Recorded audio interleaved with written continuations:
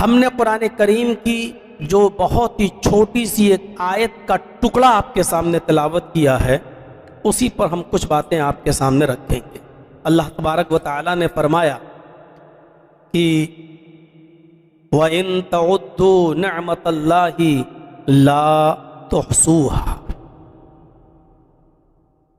میرے بندو، میری نعمتیں، میرے انعامات، میرے گفٹس، میرے تحائف اتنے ہیں تمہارے اوپر، اتنے ہیں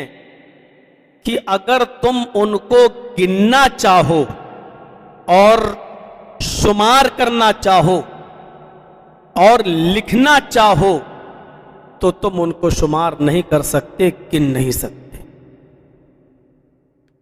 اس سے آپ اندازہ لگا سکتے ہیں جس چیز کو شمار ہی نہ کیا جا سکے، نہ انگلیوں پر، نہ عقل میں، نہ صفحے کرتاس پر، تو ان نعمتوں کا آپ اندازہ لگا سکتے ہیں کہ اللہ رب العالمین کی نعمتیں کتنی زیادہ ہوں۔ ایک جگہ اللہ تعالیٰ نے فرمایا،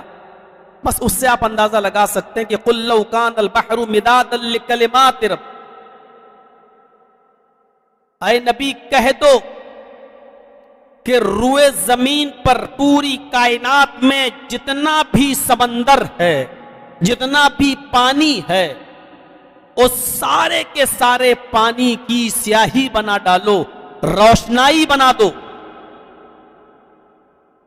سمندر کا پانی، اور جو لوگ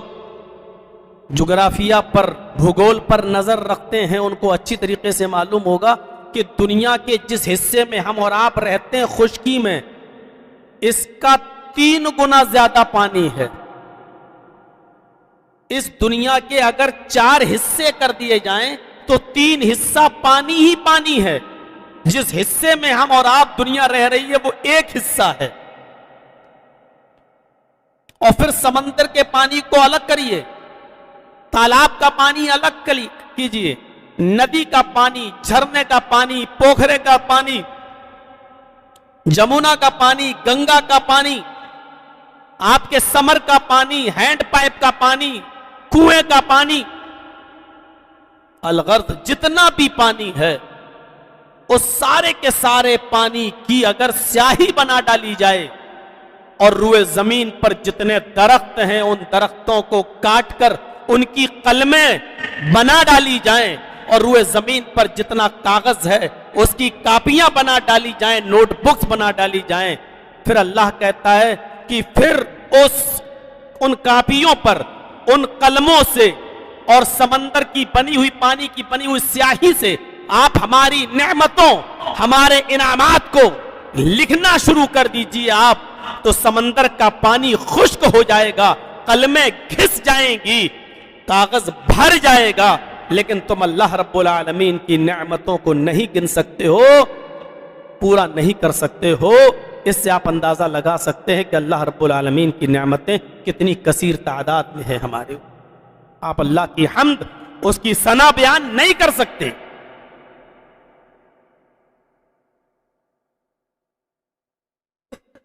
قرآن کریم ہم اور آپ پڑھتے ہیں، اور نماز میں جب ہم کھڑے ہوتے ہیں تو سب سے پہلے بسم اللہ کے بعد جو ہم آیت پڑھتے ہیں، اس آیت، صرف ایک ہی آیت، اور آپ اس پر غور کر کے دیکھ لیجئے، اس ایک ہی آیت نے بتا دیا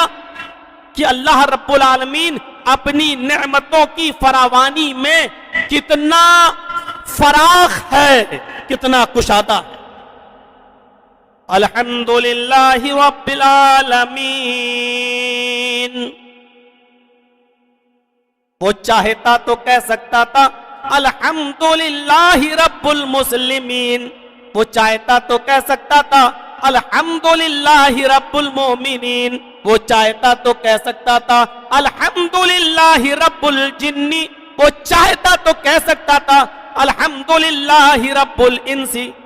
تمام تعریفیں انسانوں کے رب کے لیے، وہ چاہتا تو کہہ سکتا تھا کہ تمام تعریفیں جناتوں کے رب کے لیے ہیں، وہ چاہتا تو کہہ سکتا تھا کہ تمام تعریفیں حیوانات کے رب کے لیے ہیں، وہ چاہتا تو کہہ سکتا تھا تمام تعریفیں مسلمانوں کے رب کے لیے ہیں، وہ چاہتا تو کہہ سکتا تھا کہ تمام تعریفیں مومنوں کے رب کے لیے ہیں، لیکن اس نے یہ نہیں کہا، اس نے کہا الحمدللہ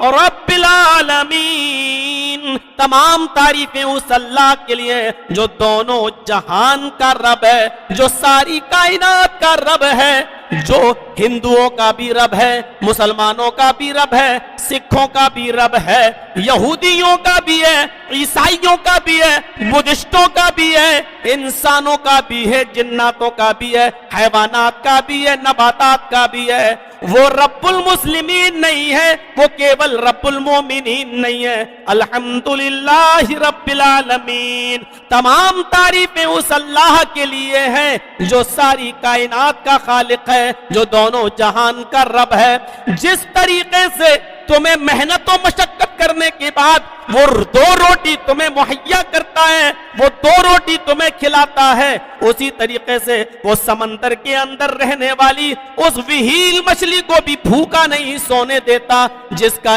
ایک دن کا کھانا 40 ٹن گوشت ہے۔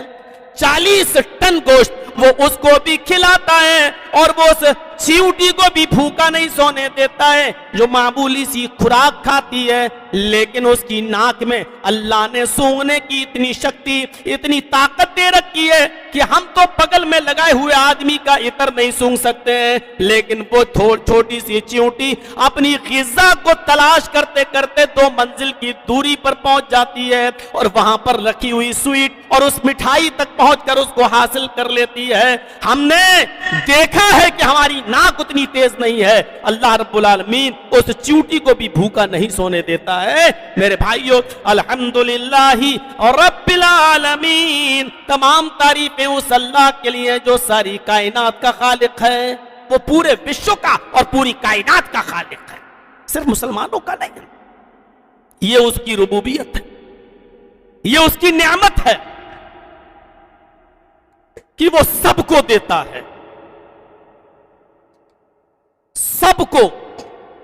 کسی ایک کو نہیں۔ اس کی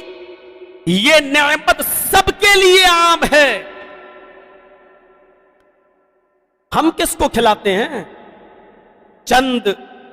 ٹکوں کا مالک اگر اس نے ہمیں بنا دیا ہے تو آج ہماری حالت یہ ہے کہ ہماری بیٹی کی شادی ہے تو ہمارے رشتہ دار آئیں گے، ہمارا دشمن نہیں آئے گا۔ ہم اپنے کو بلائیں گے، غیروں کو نہیں بلائیں گے۔ آپ کو اللہ نے تھوڑی سی روزی کیا دے دی کہ اپنا اور پرایا ہونے لگا، میرا اور تیرا ہونے لگا۔ ہم اپنوں کو بلائیں گے، اس کو نہیں بلائیں گے، اس کو بلائیں گے، اس کو نہیں بلائیں گے۔ یہ ہمارے اور آپ کے اذہان و قلوب میں تو بھرا ہوا ہو سکتا ہے، لیکن اللہ رب العالمین نے میرا تیرا نہیں کیا۔ الحمدللہ رب العالمین، جس طریقے سے کھیت سے پیدا ہونے والا گیہوں اور اس کی بنی ہوئی آٹے کی روٹی آئے نماز پڑھنے والے نمازی ہم تجھے کھلاتے ہیں، اسی طریقے سے مندر میں گھنٹا بجانے والے اس غیر مسلم کو بھی کھلاتے ہیں، چرچ میں جانے والے اس عیسائی کو بھی دیتے ہیں، یہودی کو بھی دیتے ہیں، بدھسٹ کو بھی دیتے ہیں، جینی کو بھی دیتے ہیں۔ ہمارے یہاں تیرا میرا نہیں ہے، ہم سب کے ساتھ اپنی نعمت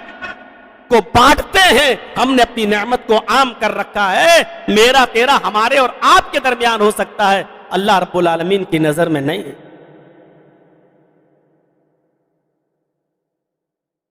ہم اس کو کھلائیں گے یا اس پر رحم و کرم کریں گے جو ہمارا محسن ہے، جو ہمارا دشمن ہے ہم تو اس کو برباد کرنے کے لیے مقدمہ تک لڑیں گے، کیس تک کریں گے، آخری حساب تک اور آخری سانس تک ہم ان سے لڑیں گے، انتقام کا آخری حربہ تک ہم استعمال کریں گے۔ لیکن اللہ رب العالمین یہ سب نہیں۔ میرے بھائیوں،